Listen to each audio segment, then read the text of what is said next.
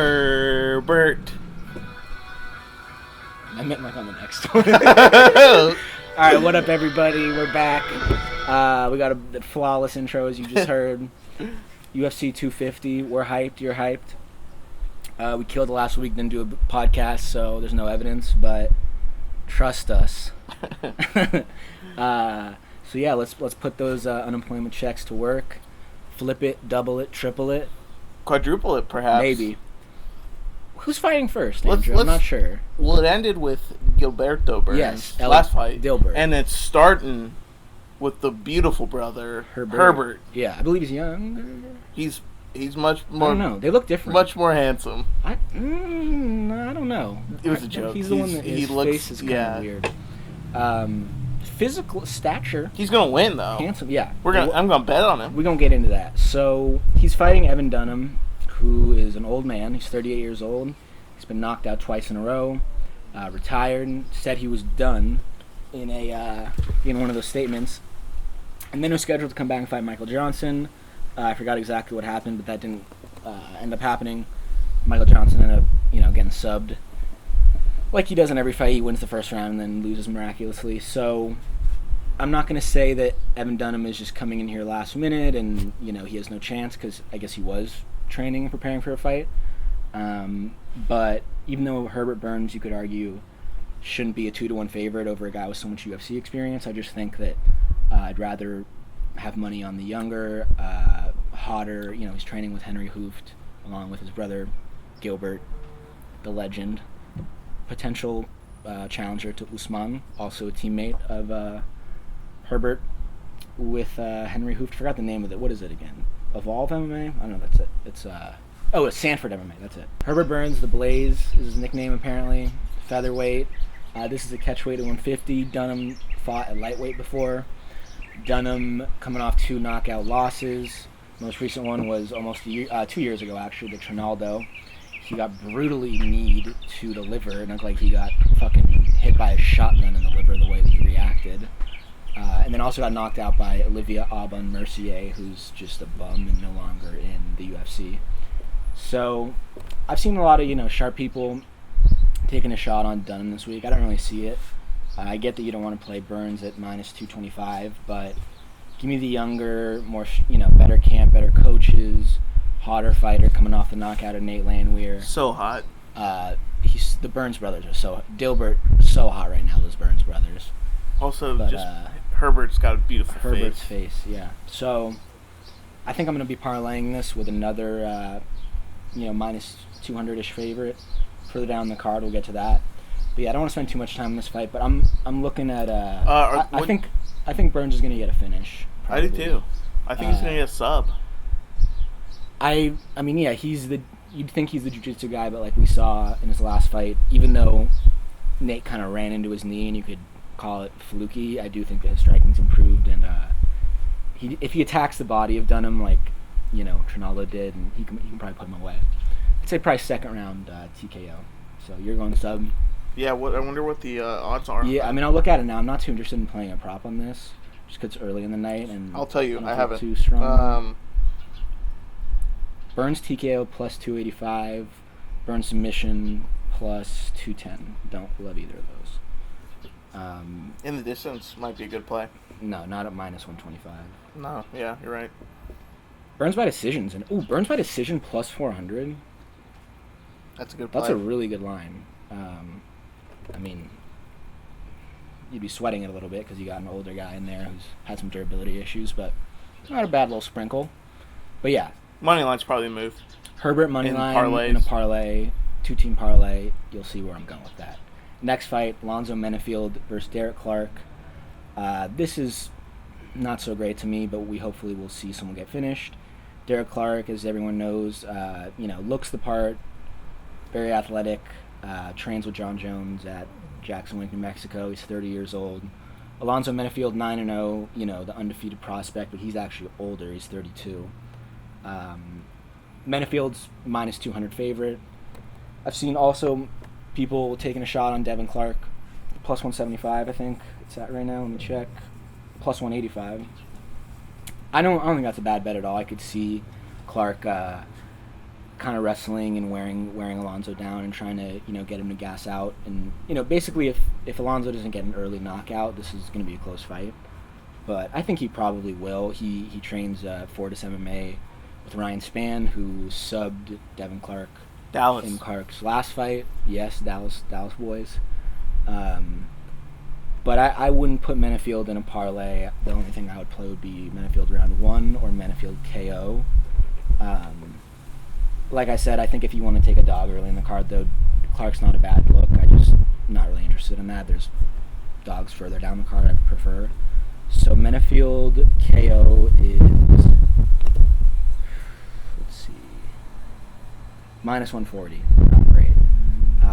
Meinifield round 1 plus 160.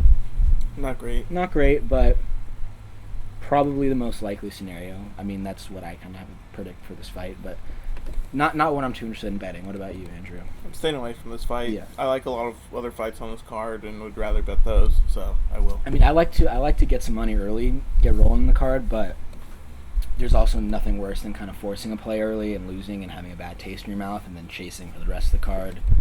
I can speak from experience. So, yeah, Meinifield's the pick. Pass for me, betting-wise. Probably a dog or pass situation, betting-wise. Next fight up, this is a good one. This is the first one of the night I'm interested in. I have a bet on this. I've yet to place it, but we're going to Vegas this weekend. Shout out the reopening. Lawn chairs at the Apex. Yep, we're gonna be sitting in the Apex parking lot, hopefully not getting arrested, watching on our iPad, since it doesn't seem like anywhere in Vegas is playing these fights in terms of pay-per-view. If you've got, to our listeners, friends of the show, any suggestions on where to watch UFC fights in Vegas, hit us in the comments, hit us in the DMs. Don't forget to subscribe. Don't forget to subscribe, friends of the show. So yeah, repost, subscribe, like, comment, anything. The only comments we've gotten, I think, are from bots so far, so maybe we should do a giveaway, actually. It's a good idea. Yeah. Like an Anyways. American Express gift card or something. That is a good idea. Jussier Formiga versus Alex Perez. This is a flyweight fight. Do you think this fight goes to decision? No. I think this is a really interesting fight. I want to see what the line's at for goes to decision versus doesn't. Goes to decision is minus 185.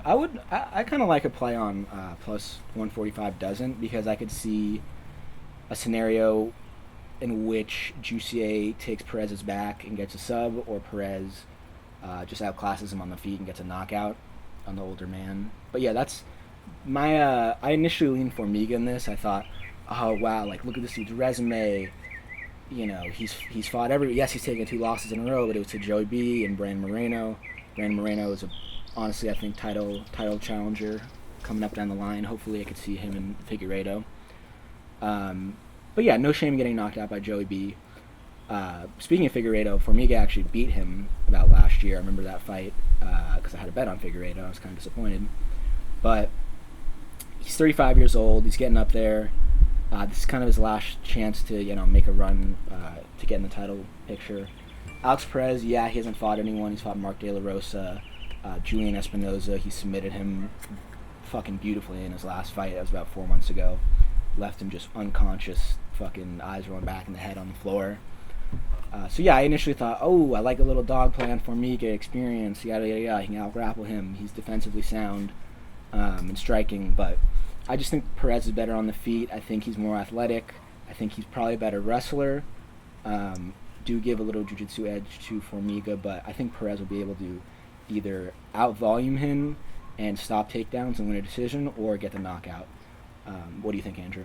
I like Perez on this fight. I think minus 140 is a pretty good price. It's actually 135 right now. There's been a lot of Formiga action. Yeah, I think that's just really good value. You may actually, the closer we get to the fight, get a better number, but I think not also, a bad bet at minus 135. I kind of like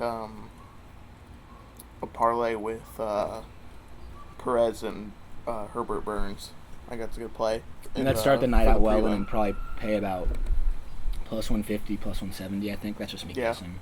But yeah, also if you want Perez, TKO, it's plus 315. Good, not great. I'll definitely sprinkle that. I don't have any round props here. But yeah, that's going to be the move for me. It's Alex Perez money line. It's going to be, I'll probably put like, unit 0.3 or whatever to get it to, like win $100. Excuse me. Let's just move on. Next fight up. I don't want to spend too much time on this. Nope. It's hot? No. You O'Malley's sure? the first of the main card. Next fight's Maki Coconut Bombs Pitolo versus Charles Byrd. This fight is an absolute shit show. You're right. I have no interest in betting it. I will enjoy watching it, though. That's something I've learned, in my trials and tribulations of betting is never force a play. If there's a fight where you don't have a strong read, just enjoy not sweating it. And this is one of those where Maki Pitolo, as we saw, was like minus 300 against Callan Potter in Australia. I know everyone and their mother had Maki Pitolo in that. I don't think I did, though, luckily. But yeah, he came off, a big underdog win on Contender Series and was thrust into the spot. And he just, his striking defense is just non-existent. If you go back on YouTube and watch some of his local Hawaiian fights, this dude just getting knocked out cold. I'm not saying he's chinny, but he's taken damage even at 29 years old, and that definitely accumulates. Speaking of damage, Charles Byrd, probably the more talented fighter, but yeah, coming off 2 knockout losses, one to Darren Stewart and one to Edmund, the future champion Shabazian, who we're big fans on. Shout out Edmund, shout out all the Armenians in Glendale. We're not so far from there right now. Glendale Fight Club. Yep, that's where he trains. Former home of Ronda. Yep. Anyways, I've seen people, either parlaying Byrd or, thinking that he's the play here. I don't know, 36 years old, 2 knockouts. I can't trust a guy like that. I could see justifying an underdog play on Maki, but I have no interest. If you want to play anything, I'd play maybe fight doesn't go to the distance. Right now, that number is minus 195, which I kind of like. Yeah, and that's parlayable for sure. That's the but only play I see in this. Yeah. I mean, the only reason sometimes you want to put yourself in the UFC shoes. Like, why do they put this here? Okay, they put this here because they want to see someone get a finish. Yeah. There's no other reason, other than building up Maki's profile. He's more marketable than a 34-year-old or 38-year-old Byrd. Yeah, Maki. He's a training partner of Max Holloway, I think, but he ain't no Max Holloway. So we're gonna enjoy that one. Next fight. This is a really good one. I want to dig into this. Brian Boom Kelleher, coming off a KO win a couple weeks ago in Jacksonville versus Cody Stamann. Shout out Cody Stamann. I've been going through some personal stuff. Definitely going to be rooting for him, even if I didn't have a bet on this. But I do have a bet on this, and I'm going to be closing out that parlay with Burns with the Stamann money line. He's about minus 250. That should pay around even money, maybe minus 110, something like that. But I like that for about a unit and a half. Nice way to start the night. To me, I see the only way Brian winning this is stopping the takedowns of Stamann and getting a knockout like he did in his last fight. Is it last 2 fights, actually? Oh, no, he subbed O'Day Osborne, which we bet. Yeah. But Stamann is no O'Day Osborne. He's very legit. His last fight, he went to a draw with Song Yadong, who's obviously one of the main up-and-comers. The bantamweight division right now is just unbelievable. As we're going to see tonight, there's 4 bantamweight fights that are going to, really dictate what the future of that division looks like now that Triple C, the GOAT, Henry Cejudo, is retired. Hopefully he comes back. Long, yeah. I love how everyone now is like a big Henry fan. Yeah. Yeah, I mean, granted, worst bet of my life, Dominic Cruz, I went against him, but I've always kind of liked Cejudo. Anyways, getting down to this, Stamann is not so much of a finisher. I don't see that happening, but he's just one of those chain wrestlers. I think he's really legit. I've seen him in person before when he fought Alejandro Perez. I also don't think Kelleher's that impressive. Well, Kelleher, basically, his wins are when these guys come. He's kind of like Clark, where he's like the barometer of if you belong or not. If you can beat Kelleher, you belong in the UFC. If not, you're getting the fuck out. I got just killed by him, as well as many other people in his last fight, because I had Azur parlayed and was kind of confident and just felt like an idiot when he got knocked out. But Cody Stamann ain't no Azur. I think he's going to roll here. I think he's going to dominate. I see him getting a 30-27 unanimous decision. I'm with you. Yeah, shout out Stamann, prayers to his family.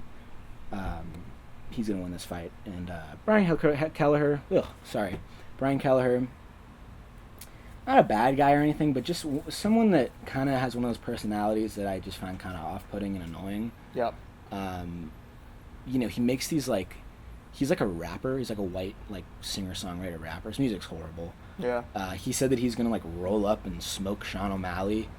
Bro, if Sean O'Malley fought Brian Kelleher, I want them to make that fight, but it would only happen if he beat Stamann, and it's not going to happen. Sean O'Malley would fucking run through this guy. And he's also at some point of a video where he's, like, hitting a bong, and it was, like, just the weakest. It was like when you're in, like, 9th grade, and someone's like, oh, dude, take a fat chop with a dink.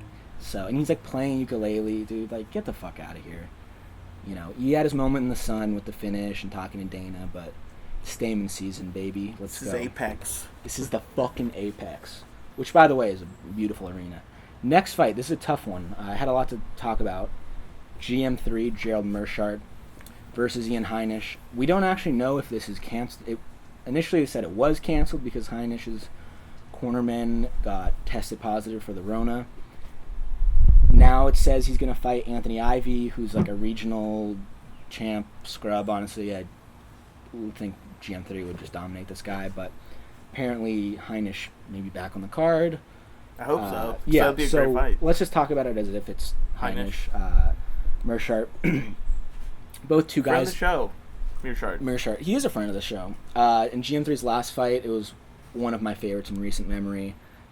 He submitted Darren Wynn in the 3rd round. I had him by submission. I had him in the 3rd round with cash or big on that. Before the podcast, of course, so no evidence. But he's a guy who's, he looks a little slow. He doesn't have these, he's not the most athletic, but very fundamentally sound, good camp, veteran of the sport. I think he should be on a 3-fight winning streak. I think that fight against Anders, he should have won. Yeah. Fantastic grappling, very sneaky. So my play on this was going to be, I was tempted, I think Heinisch. He was a slight dog. He's right? like plus 115 or so. Yeah, I like that. A lot of people are kind of split on this. I don't think that's a bad bet. But personally, I feel like I'm a little bit biased, and I'm a little bit just kind of pissed at Heinisch for his last 2 performances because I lost money on him. The last one against Akhmedov, 2 fights ago against Brunson, where he like head kicked him in the first 30 seconds and just completely gassed out. What I like for this fight prop wise, GM3 sub, I think he definitely could win a decision, but I think his best path to victory is submission. The line on that is... Seems like he gets better as the fight goes on, too. Definitely. We saw that with Wynn because, he just gassed and he got hurt and club and sub, as they call it. But Meerschaert by submission, plus 435. Love that. Definitely going to sprinkle that a little bit. But is that against Ivy or is that against No, that's against Heinisch. Okay. But yeah, I'd love to play Meerschaert as a dog, but part of me just sees him getting outworked, a little bit out-wrestled by Heinisch, who I think is a little more athletic and faster. But I don't rate Heinisch's striking too. He's just messy and not very impressive. But he's got hurt. He went to prison. Should be a good fight. Should be a mess. I don't think this is a great betting fight. I think it's a good entertainment one. But I can't help but I'd be kicking myself if I didn't put a little money on my boy, friend of the show, GM3. Meerschaert. What do you got? Meerschaert. Hold it. You're gonna play it?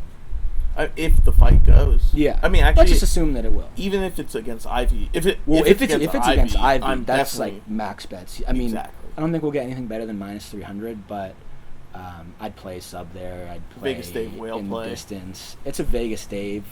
It's a 35-unit whale play for me. Yeah. But yeah. Max bet whale. Let's move on. This next fight. A lot of people talking about this. It's the line for this fight has moved the most since opening, but especially in the last week. The son, Chase Askren. Yeah. I don't think those jokes are too funny, to be honest. No. I like all those guys. He looks like him, though. I like it, yeah. Putting on for the white boys, but yeah, this line was like he's good. This line was like a pick'em. Ben Askren had like a bum hip apparently the whole time he was fighting. Oh, really? So, yeah. Also, he was just past his prime. Yeah.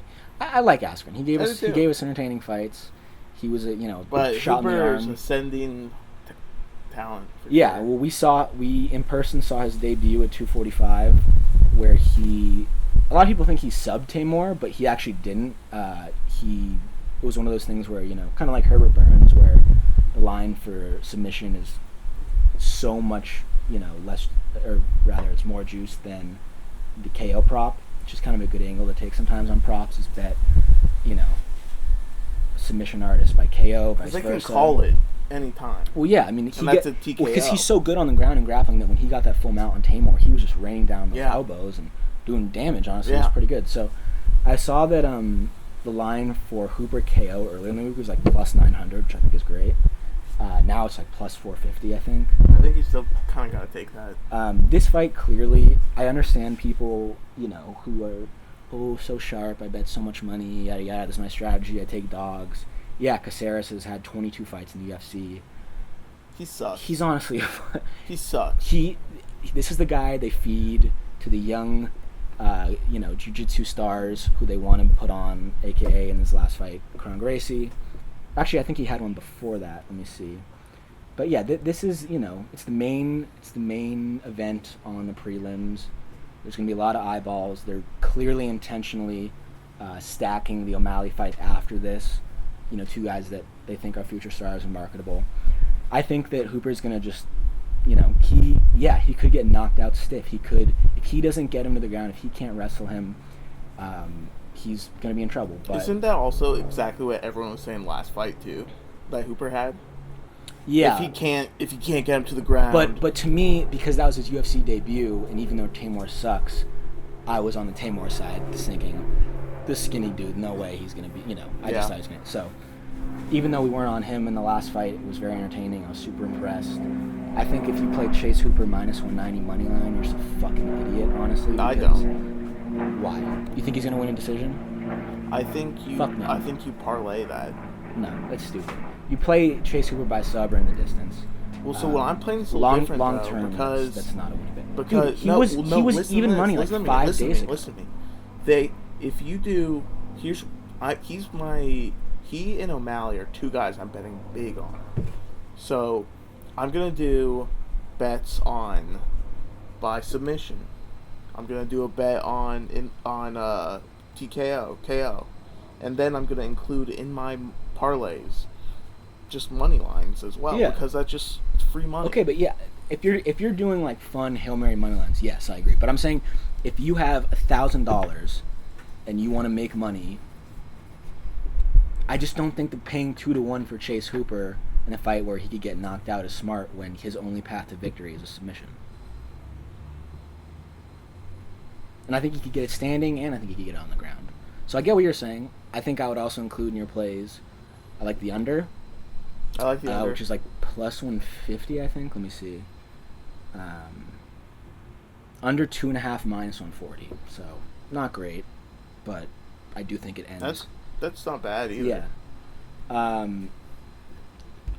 Probably the best prop I saw. I don't get this prop on 5 dimes, and I doubt they'll offer in Vegas. But I saw someone had, I think John Stargarian had Hooper round 1 sub for plus 900, which is absurd. And I think that's the most likely outcome. So the line for that I know is nowhere near. But if you wanted to play Hooper round 1, that's plus 250. I think that's great. I think that actually went down. I think last night it was like 3. Oh no, it's at 250. So I'll be playing that. I'll be playing sub, maybe the under. Like Andrew said, I do concur. The money line's parlayable. I just think it's a little juiced at the moment. But yeah, could be wrong. I could look like an idiot. But I do think Chase Hooper gets the win. I think he gets the push by the UFC. And I think his next fight, unless they give him, a similar bum like Caceres, might be time to fade him. We'll see. But yeah, Chase Hooper. All right, main card time. First up, you know what it is. It's the Sugar Show, baby. O'Malley in an alley versus Eddie Wineland, the veteran. Eddie Wineland, 35 years old. Coming off of about a year ago, he knocked out Grigory Popov. That was a pretty back and forth fight. I wasn't too impressed. I thought Wineland's, he kind of comes forward with his hands down. He's willing to exchange. What people have said he might be live in this, to knock out O'Malley, or just live in general. As someone who has more experience, I disagree. I do think the O'Malley line is a little out of hand right now, especially at minus 500. This isn't exactly Nunes Spencer, which we'll get to later, especially in a 3-round fight. But I do not see this ending with a Wineland win. What about you, Andrew? I see this ending in the distance with O'Malley on top. I think I'm reading that O'Malley has a 4-inch height advantage. Oh yeah, and a 3-inch reach advantage. I mean, he's just younger, fresher, faster. Especially in that division. I think he's gonna knock him out. I do too. The only thing that I'm a little not worried about, but I didn't hear it from himself. I saw a tweet that on O'Malley's podcast, he called the shot as saying he's going to sub Wineland in the first round. Okay, then I'll bet that. I mean, yeah, because you're not going to be getting any value. The O'Malley KO minus 105. If he's calling it, I'll take him on his word. O'Malley by submission is plus 565. So that was much higher. I thought that was like it says it was like. It says it was only up to plus 650, but I thought it was like a plus 900 at some point. But I'll be sprinkling that. I like O'Malley round 1 in this, which the line is plus 175, not too great, but I think he gets it done early. And then also, really the only thing I'm concerned about in this fight is that, Wineland is just able to tough himself to a decision, and I don't cash any of those in the distance props, but I'm willing to take that gamble. If you are going the other way, O'Malley by decision plus 265, which a lot better than minus 500. I'm going to have O'Malley money line and some like Hail Mary parlays, but at that number, it's just really not even value unless, you're going to parlay him and Nunes and maybe one other spot. Go heavy, get about even money. Hooper. Yeah, I've seen. I think. Oh yeah, you mentioned that you want to do Hooper, O'Malley, Nunes parlay. And with Mearshart. I just don't feel as confident as. Well, that's a Hail Mary because that's. Yeah. I would not parlay Mearshart with most unless you're trying to just get a huge number because he's a dog. Well, no, the one I kind of liked was. I don't want to get into specifics. Yeah. Well, I'll say also if you want to do a parlay, you could do O'Malley in the distance, Nunes in the distance, because they're both closer to even money, so you get a plus number. But yeah, it's pretty cut and dry. It's another. I feel like I'm kind of repeating myself. It's another situation where I can see an argument by some sharps for the dog, but I'm not taking it. I think O'Malley looks fantastic, other than his rainbow 6'9" tribute haircut, which he seems to have gotten. Got it. Physically, he just looks fucking shredded. So yeah, O'Malley round 1. O'Malley by sub. I guess. I mean. Yeah. I don't see why he would lie. I do kind of want to look up the video just to make sure, but to me the play is O'Malley in the distance, which is minus 155. Not so good, but I'm gonna spread it out over round 1. Sub and KO. Sub.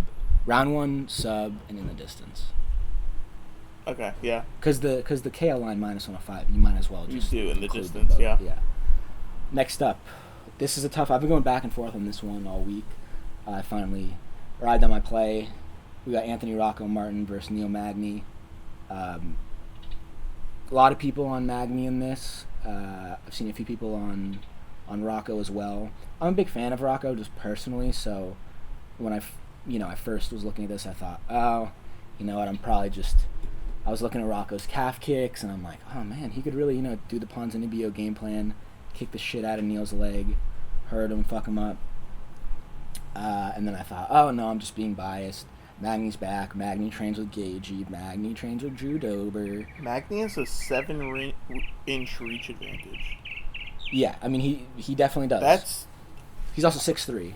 I can see this just being like one of those Zabit type fights where it's take it to the distance and win on points. Yeah, I mean, Magny's best game plan would be kind of use the small cage, get him against the fence, wrestle, use his grapple. range. Well, he needs to use his range to his advantage. No, that's not his style of fighting. He's not like a kickboxer. He's not like going to easy him. But yes, he is taller, more lengthy. I can see. I think this line's on point right now. It's like minus 135 Magny, plus 115 Rocco. So Rocco's been getting some play. To me, I think I do see why Magny's a slight favorite, but I rewatched the Lee Jing Lang fight, which was, his big coming out party, and I just thought I was more shocked at how bad the game plan was for Jing Lang than I was really impressed with Magny. I thought he just kind of gave the fight away, honestly. He's a striker who decided to go for takedowns and just gassed out. And it was just kind of pathetic. Rocco, he's 5-1 in his last 6. Could he He's 30 years old. I'll get to that. I think this is the last fight on his deal. His mom is, I don't want to... I mean, he's made it public, so I can talk about it, but I think his mom is, terminally ill to a certain extent. She has cancer. So he's got all the motivation in the world, and I'm willing to take a shot at dog odds on Rocco Martin because I think that he has many ways to win this fight. He can kick the shit out of his leg. He's also pretty good on the mat. He could get a submission. He could... I love those calf kicks. I think if he uses the game plan that he used against Amiv in Russia, people are kind of discounting, oh, who's this Russian guy he beat? But it was a good win. I might try and wait and see how the line moves, but I like to play 1 unit on Rocco Martin at dog odds. What do you think, Andrew? Sorry, what were you saying? I'm not really going to bet much on this fight because I think it could go either way. But I think that Martin by submission is a good bet at almost plus 900, plus 895. I mean, yeah, those are fat odds. I think that if someone gets a finish, it will be Martin. I think that's the only play I'm going to make, and it's not going to be a big one on that, but I like that bet. Why not just in the distance? I mean, it's plus 330. It's a lot less, but... It's 600. I don't know. I mean, I do... Even though Magny came back from that beating and knockout he took from Ponzinibbio, I think that he could get hurt. He could get clipped. I think it could go either way. Yeah. I see a lot of people being like, oh, max bet, Magny, holy shit, he trains with Gagey. I think Magny could get kind of foolish and take down Martin, but Martin... He's crafty on the mat. Yeah, I think he might pull something like that. I mean, he's going to be off. trying to out-wrestle him and get him against the cage, but I don't know. I just, call me a homer or whatever, but I'm willing to take a little shot, and I don't at all agree with people being like, load up the dump truck, it's Magny season, because it's really not. But we'll see, I could be wrong. Next fight, this for me is the people's main event. I don't even really have too much to say about this because it's all been said, but Aljamain Sterling versus Corey Sandhagen, this really should just be like an interim title fight. It's bullshit, it's 3 rounds. I can make cases for both guys. Personally, just as a fan, I think I'd rather see Sandhagen win just because I like his style a little bit more. He's a younger guy, more exciting. I like his striking. But I definitely see Sterling as more well-rounded. Probably has more paths to victory. I don't have a bet on this. This is going to be a, take a drink, take a smoke, just enjoy MMA purely. Because I think it's important in some, parts of the card to just not stress out for a little and just appreciate it. But yeah, I think that I don't really see a finish in this fight. If someone does get a finish, I think it'd be a Sandhagen knockout. Although, he did reverse a Sensao a couple times. He has shown that he's no slouch on the ground, but I think that Aljo probably has an advantage if they're going to be grappling, trying to put a pace on Sandhagen. Interesting note, though, Sandhagen trains at Elevation. Same team as Magny. Great coaches over there. Aljo, is from New York, and that's about it. Sandhagen's at Elevation with the Ream. Yeah. Well, that's what I'm a little confused about because he has the same coach as a real Magny, but Elevation's in Colorado, right? Yeah. Yeah. That's where Overeem trains. Yeah. Let me see one thing. Yeah. So, I mean, I guess his coach is not Trevor Whitman, but I think it's the same camp. It probably, yeah. It must be. Correct me if I'm wrong, followers. But Bots. yeah, Aljo trains, got a great camp with Sarah, Jiu-Jitsu, Ray Longo. I know Ray Longo's not going to be traveling out there because of health concerns, so, it's something he might be missing a little bit. But, it's about as even as it gets, other than the fact that Sandhagen's about 4 inches taller, and then Aljo has like a 1 inch reach advantage.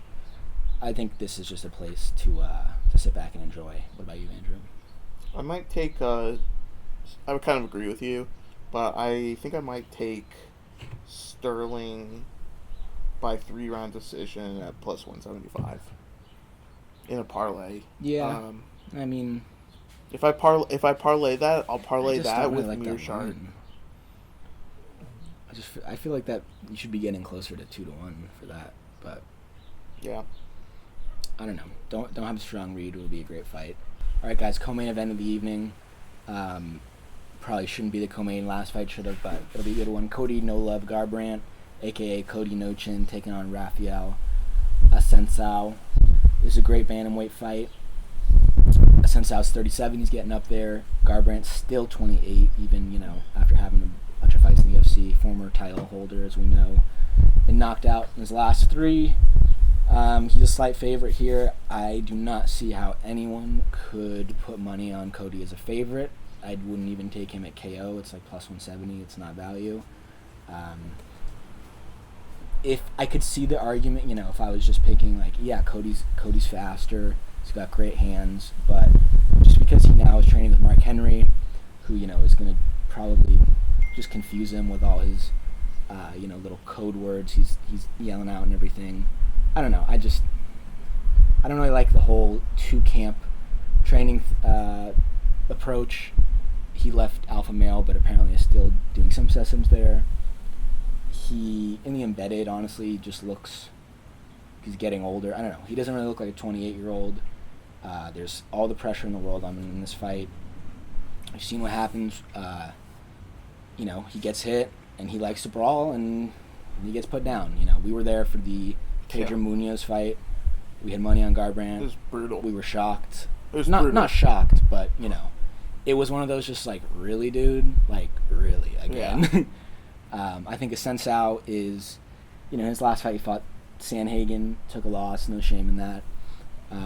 2 losses in a row actually. He lost to Marias before that, where he got just fucking clipped and put out. It could have been a knockout, but he ended up submitting him when he got him on the ground. I think this is a good kind of buy low spot on Assuncao. I saw he's been getting some play this week, I think, because he was like 125. He's 120 now. Okay, so not too much, but I'm going to have a money line bet at Assuncao. I think that he's probably more technically sound. I think he has better fight IQ.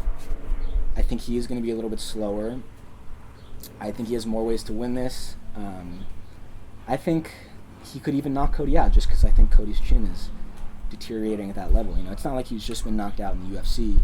I've seen a couple of videos of him on the regional scene getting just put out lights cold. So it's nothing new, this issue for Cody. I like the guy. I'd be okay. This is one of those bets where it's like, even if I lose, I'd be okay with it because I think that there's he needs to win. He needs it. Betting on Cody is just like, at this point, it's like you're literally... You might as well just like shoot craps. Like you get better odds at like just like playing roulette. Yeah. You know what I mean? Because from what we've seen the last few years, oh shit, my iPad just died. He just loses it in there and starts, winging hooks and gets clipped and goes out. So I think Assuncao could win a decision. I think most likely he'll win a decision. Other than if he just gets like out volumed and just a striking match, I think he needs to mix it up a little bit. But yeah, what do you think, Andrew? I think that this fight is not going to start the 3rd round. So you like the under in it? Yeah, I like the under. That's a pretty interesting one. I thought fight doesn't go the distance was an interesting bet. Do you have the odds on that available? Well, actually, I'm looking at fight doesn't start round 3 is plus 120. Is that on 5 now? Yeah. That's not bad. I think it's actually a really good bet. Well, yeah, I mean, the under 2.5. I'd rather have the under 2.5 just because you get 2.5 more minutes. And I think it's like plus 115 or something. Let's see. But anyways, similar with Rocco, it's just, a slight dog that percentage-wise I think has a good shot at winning the fight. And I just think it's a smart bet. So Yeah. we'll see. Could be wrong. I'm not betting money again on Cody Garbrandt. Yeah. Would you take a Sensao or no? I don't really want to. Like, it just, Yeah. like... Because I want Cody to win. Yeah. But, like... You see he's been growing out a beard. To oh, no, I cushion didn't. that chin. Yeah, hopefully. That's what everyone's been saying. But yeah. Let's get to the main event in the evening. Nunes versus Spencer. The Phenom, Felicia Spencer's nickname. I think she's cute. I'm a Spencer fan. She's thick. She's got skills. However, Nunes. what's that? I can Nunes. She's going to win. Yeah, I mean, doesn't take a fucking genius to pick the minus 600 favorite. But Yo, Vegas Dave. my trust me. strategy for this fight. Could you pull up the props, sir? Sure. My strategy for this fight is I'm going to take Nunes round 1, Nunes round 2. I'll have the in the distance probably parlayed with O'Malley, maybe some other ones. Maybe that's minus 600 in LA, just so I'm in a nice spot if we get there and I can hedge a little bit. But what are the odds for Nunes round 1, Nunes round 2? Nunes, round 1 is plus 250. Okay. Round 2 is plus 400. Okay, so I take a half unit, split it over those two. If Felicia survives the first round, she'll probably have taken a beating, but she's tough as shit. Go watch the Cyborg fight. She took everything, even cut Cyborg with an elbow on her forehead.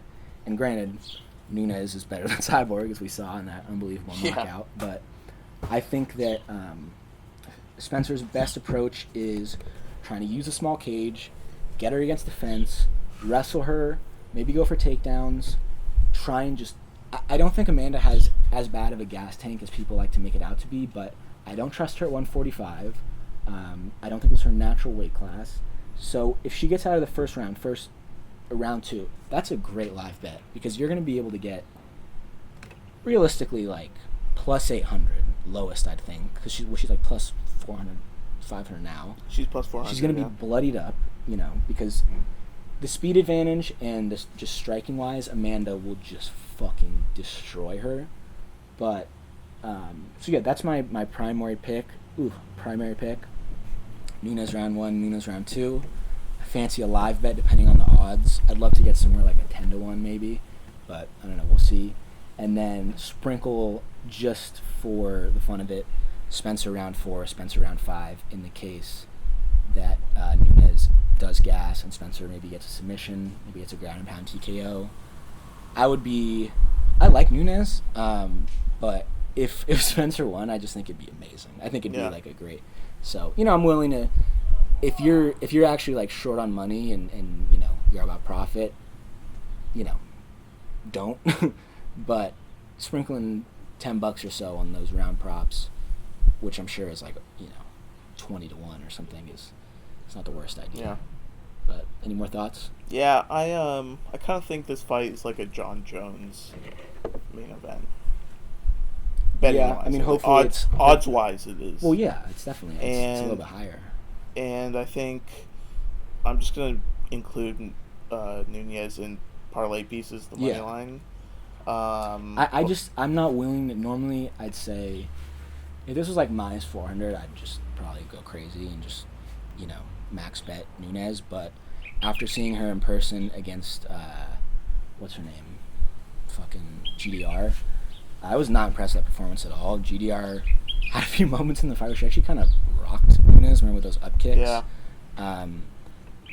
So I think that we're either going to get Nunes really early knockout, or she's going to do that kind of like just kickboxing. Well, there's actually one bet. one other bet in this fight I like. What's and that? The over? Plus 250. Nunes wins by decision. Yeah, that's not bad either at all. I like that a lot, because actually. my first read in this fight was, wow, Spencer's so tough, I'm going to play the over 2.5 rounds, which I think is like plus 130 or something. But on my book, I think they only have 1.5, which is like minus 190. So I don't know, I'm not laying juice on that. But I do think that Spencer's tough as shit. I think that's value, just the fact that, it's a women's fight. And look at Amanda's last fight. It's exactly what happened. She took it all the way, 5 rounds. Yep. I think Spencer could survive that, but... And that's why I also kind of have that, like, John Jones sense. Of it's probably going to go to a decision, even though you may not want it to, after what I think this is gonna be a good card, and I think I'm gonna want to finish, but I think it's gonna go decision. Yeah. Well, we're excited. We'll be in Vegas. If you're gonna be in Vegas, hit us up. Again, Bring those lawn chairs. Bring those lawn chairs. Sitting in the Apex parking lot. Honestly, I'd try and break into tailgating. That thing. Yeah, tailgating the flipping Performance burgers, Institute. The PI. So yeah, Dana, hit us up. Mod invite Squad. Us. We're COVID negative, to our knowledge. But yeah, drop a like, drop a sub. Please comment if you think we're dumb. Thanks, bots. Thanks, bots. Yeah, for our one comment from the bots. Oh, Hi, you want to be my friend? Shout out Johnny. Shout out Michelle. Shout out Nadia. Shout out my parents, maybe, for listening. Dude. Shout out, dude. But yeah, let us know. Vegas. Tailgate. We're coming.